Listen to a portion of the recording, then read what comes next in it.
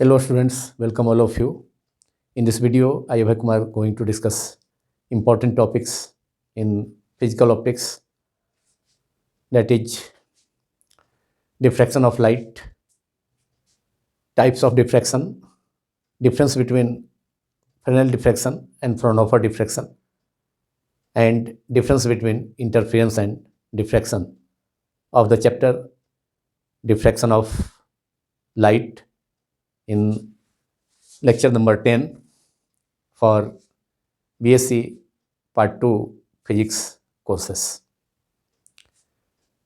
First of all, we have to discuss diffraction of light. The phenomenon of bending of light around the corner of an obstacle or an aperture into its geometrical shadow when the wavelength of light is comparable to the size of the obstacle is called diffraction of light. In diffraction phenomenon, there is a departure of light from its rectilinear propagation into the geometrical shadow of the object or the obstacle formed on the screen. जब light का wavelength किसी object obstacle या aperture के size के comparable होता है, उसके nearly equal होता है, तो उस सिचुएशन में लाइट अपने रेक्टिलिनियर पाथ से, अपने स्ट्रेट लाइन पाथ से थोड़ा डेविएट होकर उस ऑब्स्टेकल के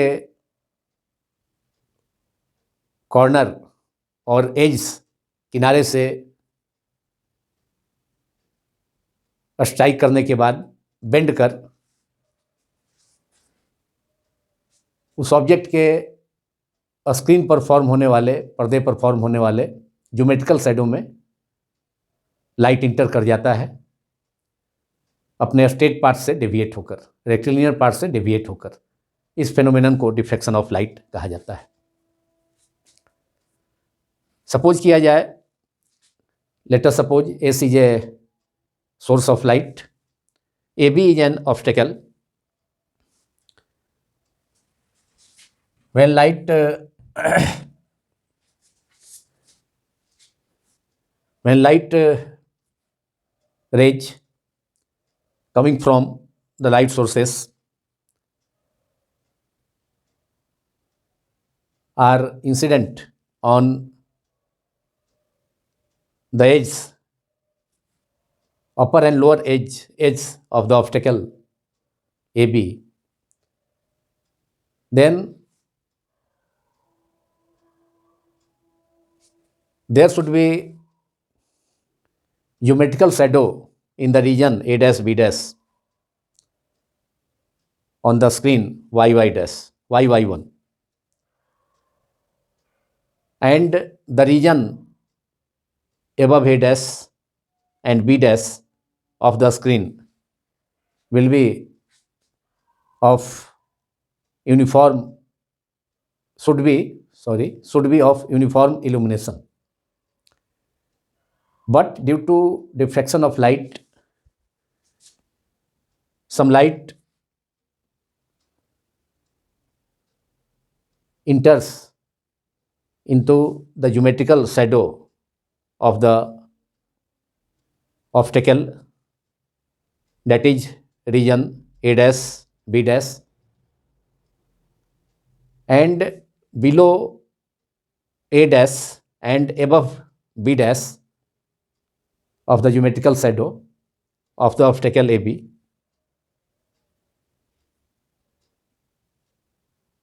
some light are present, whose intensity falls rapidly as we go beyond the geometrical shadow and ultimately becomes zero. And above point A dash and below point A B dash,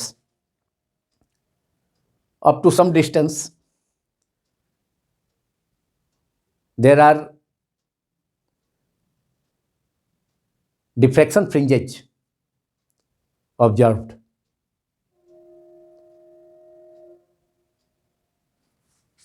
diffraction के phenomenon में light sources से produce होने वाले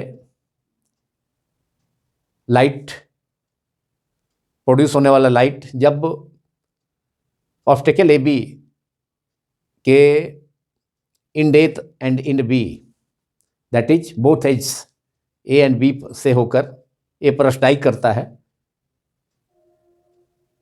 light sources से चलने वाली light rays जब optical A B के upper edge A and lower edge B पर इंसिडेंट होता है, तो डिफ्रैक्शन के कारण लाइट रेज या लाइट ए बी का geometrical shadow A dash B dash जो स्क्रीन वाई वाई डैश पर फॉर्म होता है, तो उस ज्योमेट्रिकल शैडो में ए डैश के नीचे भी एंड बी डैश के ऊपर भी थोड़ा लाइट प्रेजेंट रहता है, जबकि लाइट को सीधे स्ट्रेट पाथ को फॉलो कर एस से ए डैश पर पहुंचना चाहिए था और फिर एस से चलकर इसके लोअर एज से होते हुए बी डैश तक पहुंचना चाहिए था। दैट इज रेक्टिलिनियर, क्योंकि लाइट स्ट्रेट पाथ को फॉलो करता है, rectilinear propagation of light we know very well, but optical A B के upper edge A and lower edge B से पर इंसिडेंट होने के बाद, स्ट्राइक होने के बाद लाइट रे अपने स्ट्रेट पाथ से डेविएट होकर के ए डैश के बदले पहुंच जाता है ए डबल डैश पर, उसके थोड़ा नीचे, एंड फिर ऑप्टिकल बी के ऑप्टिकल ए बी के लोअर एज बी पर इंसिडेंट होने के बाद लाइट सोर्सेस से आकर लाइट जब इंसिडेंट होता है ऑप्टिकल ए बी के लोअर एज बी पर, तो यहाँ से फिर डिफ्रैक्शन फिनोमेनन अकर होता है, diffraction phenomenon again occurs and light bends into the geometrical shadow from its rectilinear path, that is SB dash path is the rectilinear path. Light का path होना चाहिए था SB dash, light B dash पर जाकर meet करना चाहिए था, लेकिन चूँकि geometrical shadow A dash A B का A dash B dash region में फॉर्म होना चाहिए था, लेकिन अब B डैश पर जब लाइट आकर इंसिडेंट होती है लाइट सोर्सेस से, तो फिर यहाँ पर लाइट अपने स्ट्रेट पाथ से डेविएट होकर के थोड़ा बी डैश के ऊपर भी ज्योमेट्रिकल शैडो में बी डैश के बदले अब लाइट पहुँच गया कहाँ, बी डबल डैश पर, जो कि पोजीशन बी डैश से थोड़ा ऊपर है। इस प्रकार हम देखते हैं कि डिफ्रैक्शन के फिनोमेनन में लाइट का अपने स्ट्रेट पाथ से, रेक्टिलिनियर पाथ से थोड़ा डिपार्चर हो जाता है और लाइट बेंड कर जाती है ऑप्टिकल के कॉर्नर से और एज से स्ट्राइक होने के बाद उसके ज्योमेट्रिकल शैडो में। तो ज्योमेट्रिकल शैडो में भी ए डैश के नीचे थोड़ा लाइट प्रेजेंट होता है, ए डबल डैश, और फिर बी डैश के ऊपर ज्योमेट्रिकल शैडो का जो लोअर पॉइंट है बी डैश, उसके ऊपर भी थोड़ा लाइट प्रेजेंट होता है डिफ्रैक्शन ऑफ लाइट के कारण, क्योंकि लाइट यहाँ पर भी अपने रेक्टिलिनियर पार्ट से थोड़ा बेंड होकर के B1 डबल डैश पर पहुंच गया। तो इस सिचुएशन में डिफ्रैक्शन के कारण ज्योमेट्रिकल शैडो में भी थोड़ा लाइट प्रेजेंट होता है, जिसकी इंटेंसिटी अब ए डैश से नीचे की ओर जाएंगे तो लाइट की इंटेंसिटी तेज़ी से फॉल करेगी और अल्टीमेटली रिड्यूस होकर के जीरो हो जाएगी। फिर बी डबल डैश के थोड़ा ऊपर जाएंगे तो वहाँ पर भी लाइट की इंटेंसिटी ज्योमेट्रिकल शैडो में तेज़ी से फॉल होगी and ultimately that is intensity of light falls rapidly in the geometrical shadow and ultimately becomes zero. अब अगर डिफ्रैक्शन का फिनोमेनन नहीं होता तो ज्योमेट्रिकल शैडो का रीजन ए डैश बी डैश, जो कि ज्योमेट्रिकल शैडो का रीजन ए डैश बी डैश है, तो ए डैश के ऊपर यूनिफॉर्म इल्यूमिनेशन होना चाहिए था और फिर बी डैश के नीचे भी यूनिफॉर्म इल्यूमिनेशन होना चाहिए था। लेकिन यह ऑब्जर्व किया जाता है कि ए डैश के थोड़ा ए डैश से ऊपर कुछ डिस्टेंस तक एंड बी डैश के नीचे फिर कुछ डिस्टेंस तक diffraction fringes, alternate bright and dark diffraction fringes unequal width का, असमान चौड़ाई का एपियर होता है, प्रोड्यूस होता है। This illustrates the phenomenon of diffraction of light. Now we have to discuss types of diffraction. Diffraction phenomena are classified or divided into two classes. Number one, Fresnel diffraction, and second, Fraunhofer diffraction. Fraunhofer diffraction. तो diffraction का दो type, diffraction को दो class में, दो types में, दो categories में डिवाइड किया गया, Fresnel diffraction and second, first Fresnel diffraction and second Fraunhofer diffraction. Fresnel diffraction में ऑप्टिकल और एपर्चर से both light source and screen दोनों फाइनाइट डिस्टेंस पर होता है। तो write down in Fresnel diffraction both light source and optical both both light source and the screen, the screen are at finite distances,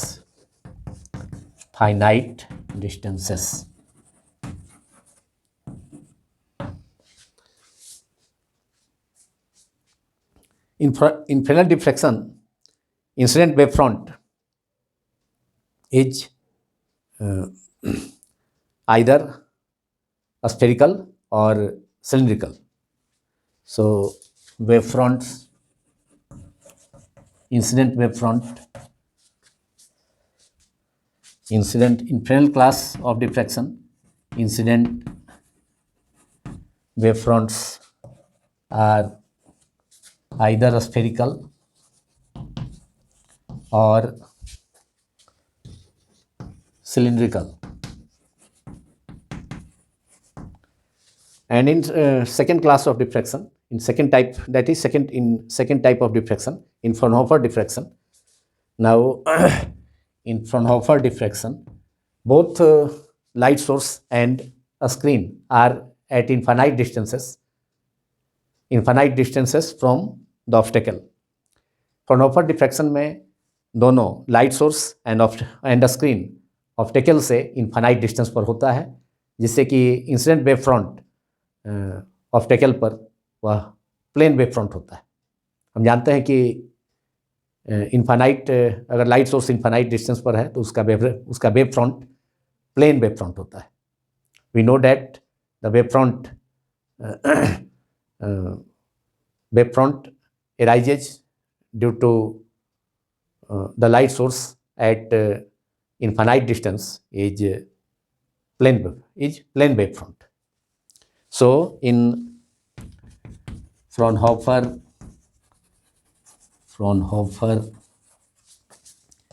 diffraction, both light source and a screen are at infinite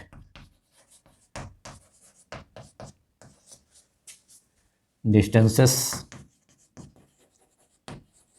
and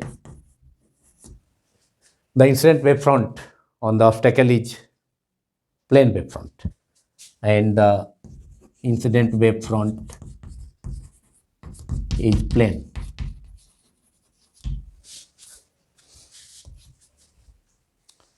This is Fraunhofer type of diffraction, या Fraunhofer class of diffraction, in which both light source and a screen are at infinite distances from the obstacle, and the incident wavefront, therefore the incident wavefront on the obstacle is plane wavefront.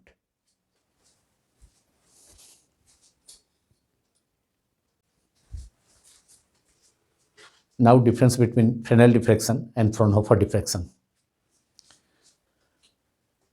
Number one, in Fresnel diffraction, the light source or the screen or both are at finite distance from the obstacle. Fresnel diffraction में light source या screen या दोनों obstacle से या aperture से finite distance पर, निश्चित दूरी पर होते हैं. In Fraunhofer diffraction, the distance of the source and the screen from the obstacle are at infinite distance. Fraunhofer diffraction में लाइट सोर्स से ऑब्स्टेकल से लाइट सोर्स का डिस्टेंस एंड ऑल्सो स्क्रीन का डिस्टेंस दोनों इनफाइनाइट डिस्टेंस पर होता है, अनंत दूरी पर होता है, वेरी लार्ज डिस्टेंस पर होता है. I am repeating again. In Fraunhofer diffraction, the distance of the source, that is light source, and the screen from the obstacle are at infinite distance or infinite distances. Number two, no mirrors or lenses are used for observation in Fresnel diffraction. Second difference is no mirrors or lenses are used for observation in Fresnel diffraction. But in Fraunhofer diffraction, diffracted light are collected by a lens to focus on the screen. लेकिन Fraunhofer diffraction में second point है, second difference Fresnel diffraction के opposite कि Fraunhofer diffraction में diffracted light को, obstacle से diffracted light को convex lens के हेल्प से कलेक्ट कर स्क्रीन पर फोकस किया जाता है. Now third difference is in Fresnel class of diffraction. Third point is the wave fronts incident on the obstacle or aperture are either spherical or cylindrical. Fresnel diffraction में, Fresnel class of diffraction में aperture या obstacle पर incident होने वाला wave front या तो spherical wave front होता है या सिलिंड्रिकल वेव फ्रंट होता है. डिपेंड करेगा लाइट सोर्स पर. If light source is point source then the wave front is spherical, and if the light source is slit और a line source then the wave front will be cylindrical. But in Fraunhofer diffraction, the wave front incident on the obstacle or aperture are plane, because in Fraunhofer diffraction, light source is at infinite distance from the obstacle और aperture. क्योंकि Fraunhofer diffraction में light source aperture से या obstacle से infinite distance पर होता है। तो जब इन्फानाइट डिस्टेंस पर लाइट सोर्स होता है तो उससे प्रोड्यूस होने वाला wave front plane wave front होता है, we know very well. So point 3, that is third difference in Fraunhofer diffraction, is the wave front incident on the obstacle or aperture are plane. Now fourth difference between Fresnel and Fraunhofer classes of diffraction are, in Fresnel diffraction, distances, linear distances are important, that is linear distances are important in Fresnel diffraction. Fresnel diffraction में linear distance important होता है, but in Fraunhofer diffraction the angular inclinations are important in this class of diffraction. That is, in Fraunhofer class of diffraction the angular inclinations are important, लेकिन Fraunhofer class of diffraction में linear distance के बजाय, linear displacement के बदले में angular inclinations important होता है। क्योंकि एपर्चर से या स्लिट से डिफ्रैक्शन के बाद लाइट जब हॉरिजॉन्टल डायरेक्शन से कुछ एंगल पर डिफ्रैक्ट हो जाता है तो वहाँ पर एंगुलर इंक्लिनेशन इम्पॉर्टेंट होता है। Now fifth difference is the center of diffraction pattern may be bright or dark depending upon the number of Fresnel zones. Fresnel diffraction में डिफ्रैक्शन पैटर्न का सेंटर ब्राइट भी हो सकता है, डार्क भी हो सकता है। यह डिपेंड करेगा नंबर ऑफ Fresnel जोन्स पर।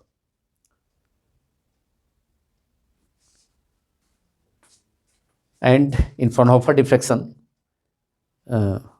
the center of diffraction pattern is always bright for all paths parallel to the axis of the lens.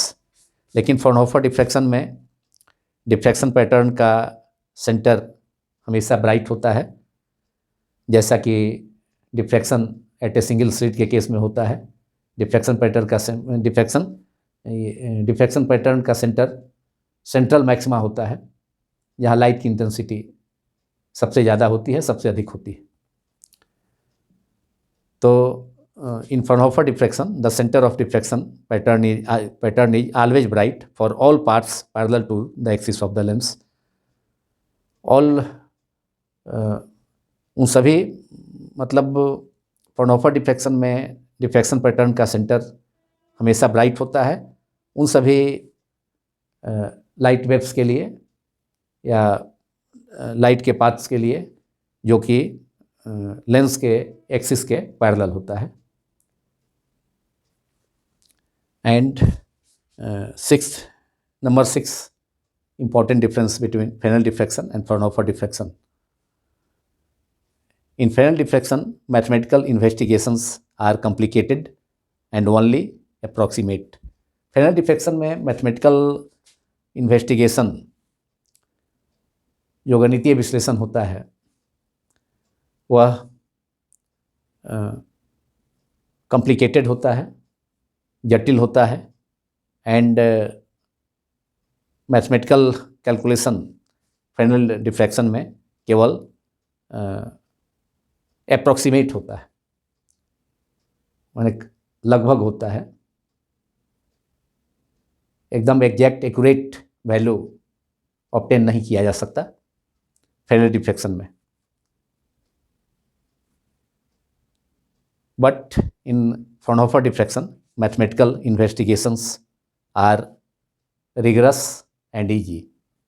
लेकिन फ्राउनहोफर डिफ्रैक्शन में मैथमेटिकल इन्वेस्टिगेशन ईजी होता है, आसान होता है, and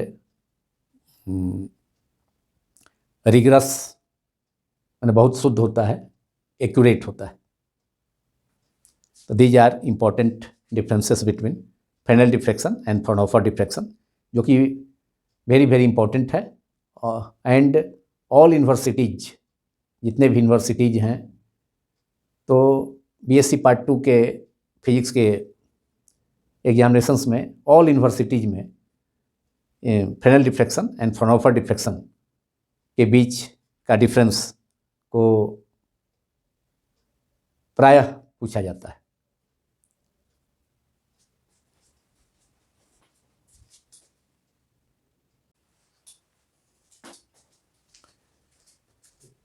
In last, we have to discuss difference between interference and diffraction, which is also very very important. First difference between interference and diffraction is, number one, in interference side, other side is diffraction, left side is interference. So in interference side, first difference is interference is produced, the phenomenon interference is produced by the superposition of light waves from two coherent sources. Interference व्यतिकरण की घटना to coherent sources, दो कला संबद्ध प्रकाश स्रोतों से आने वाले लाइट वेव्स के सुपरपोजिशन के कारण, अध्यारोपण के कारण उत्पन्न होती है। Interference is produced by the superposition of light waves from two coherent sources.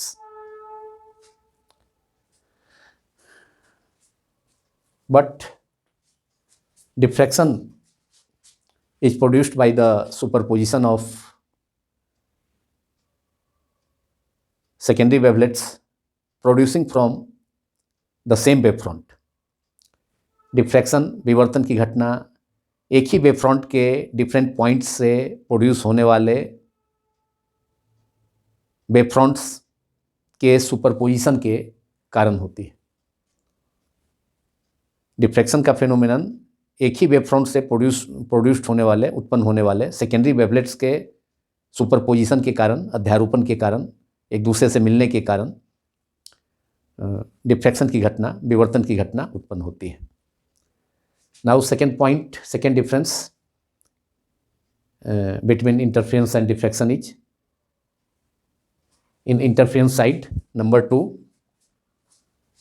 in the interference pattern minima are completely dark. किसी इंटरफेरेंस पैटर्न में, व्यतिकरण प्रतिरूप में, इंटरफेरेंस पैटर्न क्या होता है? Interference pattern alternate bright and dark fringe screen पर obtain किए जाते हैं, उसे ही इंटरफेरेंस पैटर्न कहा जाता है, जिसमें alternate bright and dark fringes present होते हैं, उसे इंटरफेरेंस पैटर्न कहा जाता है। तो इंटरफेरेंस पैटर्न में minima, that is minimum intensity of light, that is destructive interference, that is the case of destructive interference. तो मिनिमा, न्यूनतमा कंप्लीटली डार्क, पूर्णतः काले होते हैं। मतलब डिस्ट्रक्टिव इंटरफेरेंस में के केस में corresponding points on the screen are completely dark. तो इंटरफेरेंस पैटर्न में जो मिनिमा होते हैं, न्यूनतमा होते हैं, वह पूर्णतः काले होते हैं, वहाँ कंप्लीट अंधेरा होता है, डार्कनेस होता है। Second point in diffraction side is, the minima are not perfectly dark. किसी diffraction pattern में the minima are not perfectly dark in a diffraction pattern. किसी diffraction pattern में minima, जहाँ लाइट की इंटेंसिटी मिनिमम होती है, वह completely dark नहीं होते हैं, पूर्णतः काले, पूर्णतः अंधेरा नहीं होता है, इसलिए कि due to refraction of light, some light enters into the geometrical shadow of the screen. क्योंकि डिफ्रैक्शन की घटना में, विवर्तन की घटना में, डिफ्रैक्शन के फिनोमेनन में कुछ लाइट स्क्रीन पर ऑप्टिकल के या अपर्चर के ज्योमेट्रिकल शैडो में इंटर कर जाता है, जिसके कारण डिफ्रैक्शन पैटर्न जो स्क्रीन पर ऑब्जर्व होता है तो उसके जो मिनिमा होते हैं वह कंप्लीटली डार्क नहीं होते हैं। Now third difference between interference and diffraction is point 3 in interference side. Interference fringes are equispaced in an interference pattern. इस इंटरफेरेंस पैटर्न में interference fringes that is alternate bright and dark fringes वह equal width के होते हैं, इक्विस्पेस्ड होते हैं, मतलब बराबर बराबर चौड़ाई के होते हैं, बराबर चौड़ाई के होते हैं।